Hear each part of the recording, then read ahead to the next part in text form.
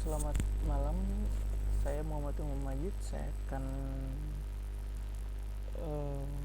menjelaskan upaya pemberantasan korupsi. Jadi konsep pemberantasan korupsi yang pertama, pada dasarnya korupsi seperti kanker dalam tubuh yang menggerogoti tubuh sedikit demi sedikit namun pasti. Tindakan korupsi ini pasti ada di kegiatan masyarakat dimanapun dan dalam aspek manapun.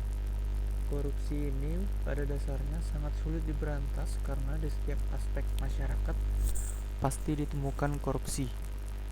Berikut pernyataan yang dapat didiskusikan mengenai strategi atau upaya pemberantasan korupsi menurut Phil Janut and Hubbard 2002. It's always necessary to relate anti-corruption strategies to characteristics of the actors involved and the environment they operate in. There is no single concept and program of good governance for all countries and organizations. There is no one right way. There are many interfaces and most are tailored to specific context. Society and organization will have to seek their own solution. Yang artinya sangat penting untuk menghubungkan strategi atau upaya pemberantasan korupsi dengan melihat karakteristik dari berbagai pihak yang terlibat, serta lingkungan di mana mereka bekerja atau beroperasi. Tidak ada jawaban konsep atau program tunggal untuk setiap negara atau organisasi. Ada begitu banyak strategi, cara atau upaya yang kesemuanya harus disesuaikan dengan konteks masyarakat maupun organisasi yang dituju. Setiap negara, masyarakat maupun organisasi harus mencari cara mereka sendiri untuk menemukan solusinya. Dan selanjutnya yaitu upaya penanggulangan kejahatan atau korupsi dengan hukum pidana. Kebijakan penanggulangan kejahatan atau yang biasa dikenal dengan istilah politik kriminal atau criminal policy oleh G. Peter Hoffnagels dibedakan sebagai berikut.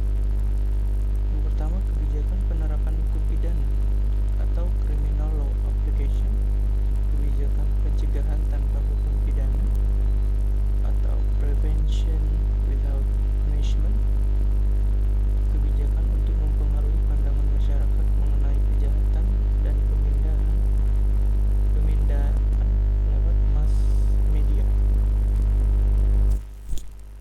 Selanjutnya, secara garis besar upaya penanggulangan kejahatan dibagi menjadi dua, yaitu jalur penal dengan menggunakan hukum pidana, jalur non penal diselesaikan di luar hukum pidana dengan sarana-sarana non penal.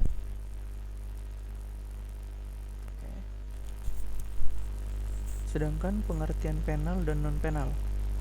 Jalur non-penal adalah menangani faktor-faktor kondusif penyebab terjadinya kejahatan, dalam hal ini korupsi, yakni berpusat pada masalah-masalah atau kondisi-kondisi baik politik, ekonomi maupun sosial yang secara langsung atau tidak langsung dapat menimbulkan atau menumbuh suburkan kejahatan.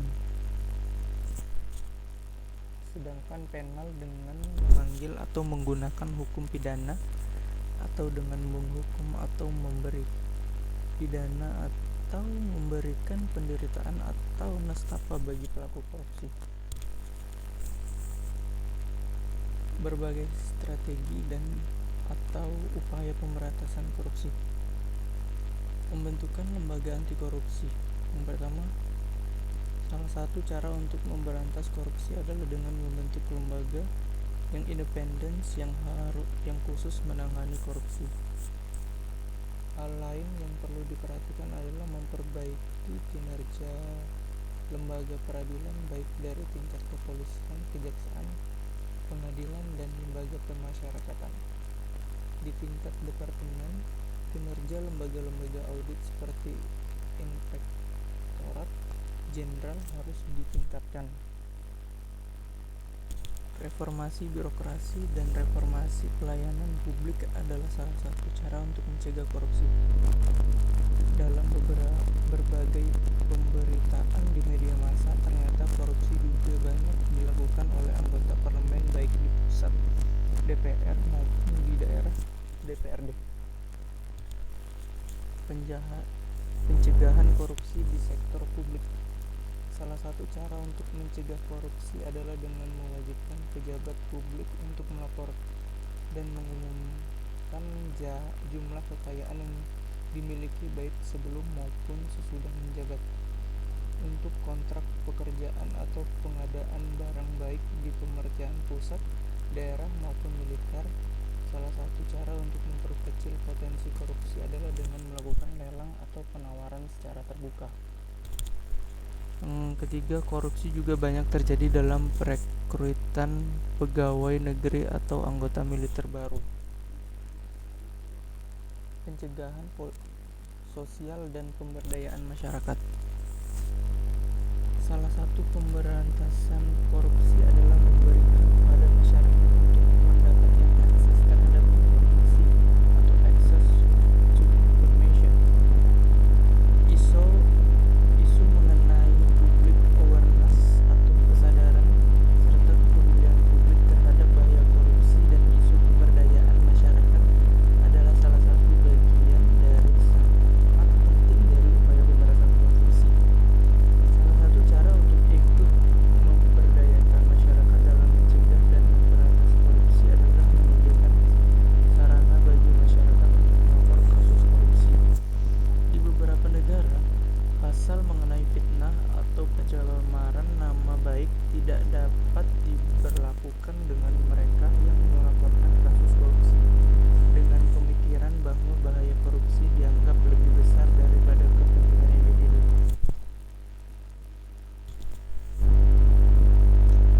Terus ada pers yang bebas adalah salah satu pilar dari demokrasi. Semakin banyak informasi yang diterima oleh masyarakat, semakin paham mereka akan bahaya korupsi.